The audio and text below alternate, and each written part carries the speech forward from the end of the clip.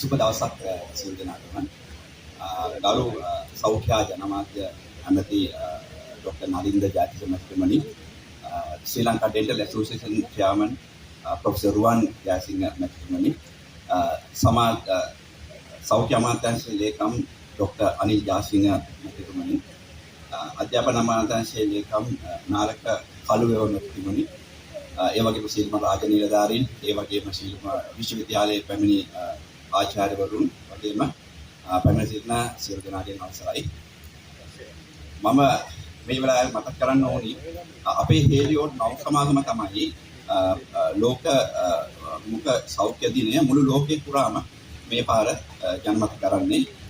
ඉතින් ඒ ඔස්සේ යමින් ශ්‍රී ලංකාවේ හේලියෝඩ් ශ්‍රී ලංකා සමාගම තීරණය කළා ශ්‍රී ලංකා ඩෙන්ටල් ඇසෝසියේෂන් එකයි හෙල්ත් මිනිස්ට්‍රි එකයි එකතු වෙලා මේ කර්තව්‍යයට උර දෙන්න. මම හිතන්නේ හේලියෝඩ් සමාගම කියනකොට මෙතන ඉන්න වෛද්‍යවරු දන්නේ නැති මොකද හේලියෝඩ් කියන්නේ. මහ ජනතාව ගොඩක් දන්නේ නැතුව ඇති. මම කිව්වොත් එහෙම පැනඩෝල් කියලා, මම කිව්වොත් පිරිටන් කියලා, මම කිව්වොත් ඕස්ට්‍රේල් කියලා, මේ ඔක්කොම අපි තමයි නිෂ්පාදනය කරන්නේ. මේව අපි ලංකාවේ අපේ රත්මලානේ තියෙන ෆැක්ටරි ශ්‍රී ලංකේයන් අතින් නිෂ්පාදනය වෙන පේද්‍රව්‍ය. අපේ ඉස්සර නම තමයි GSK, එහෙම නැත්නම් ඩැක්සෝසුලින්. දැන් අපේ අලුත් නම තමයි හේලියෝඩ්. අපි ලංකාවේ නිෂ්පාදනය පටන් ගත්තේ 1956. ඒ දිගටම අපි නිෂ්පාදනය කරගෙන යනවා.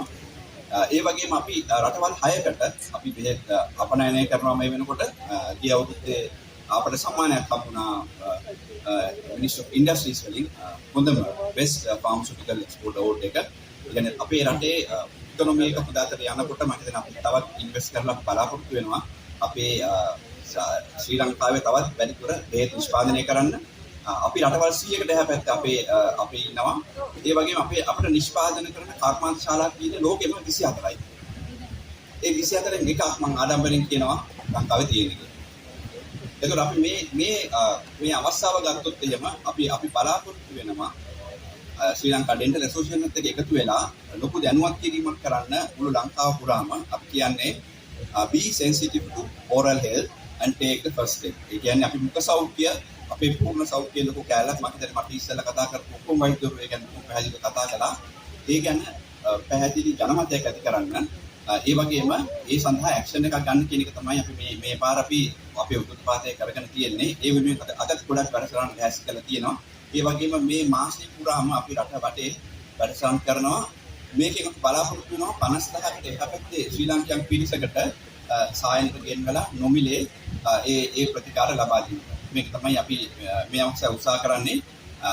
ලංකාව ගත්තොත් එහෙම අපි සාක් නැත්නම් ඒෂියා පැසිෆික් රීජන් එක ගත්තොත් එහෙම අපි මුඛ සෞඛ්‍ය පැත්තෙන් අපි ගොඩක් උඩ දැනක ඉන්නවා. සාමාන්‍යයෙන් අපි බෙන්ච්මාර්කින් විදිහට සලකනවා. හැබැයි අපිට ගොඩක් දුර යන්න තියෙනවා. උදාහරණයක් වශයෙන් ගත්තොත් අපේ දැනුවත් වීම ගොඩක් අඩුයි මුඛ සෞඛ්‍ය සම්බන්ධයෙන්. සරල උදාහරණයක් ගත්තොත් එහෙම සමීක්ෂණ වාර්තා අනුව සියලු ශ්‍රී ලාංකිකයෝ ගත්තොත් එහෙම 3 දෙනෙක්ගෙන් එක්කෙනෙකුට දන්ත සංවේදාවේ තියෙනවා. ගොඩක් අය දන්නේ නැහැ මේ දන්ත සංවේදය තියෙනවා, ඒකට අපි වෛද්‍ය උපකාර ගන්න ඕනේ කියලා. ඉතින් මේ වගේ දැනුවත් කිරීම තුළින් අපි හිතනවා අපි සියලු දෙනාටම යහපත් සෞඛ්‍යයක් පවත්වාගෙන ඉදිරියට යන්න අවස්ථාව ලැබේ.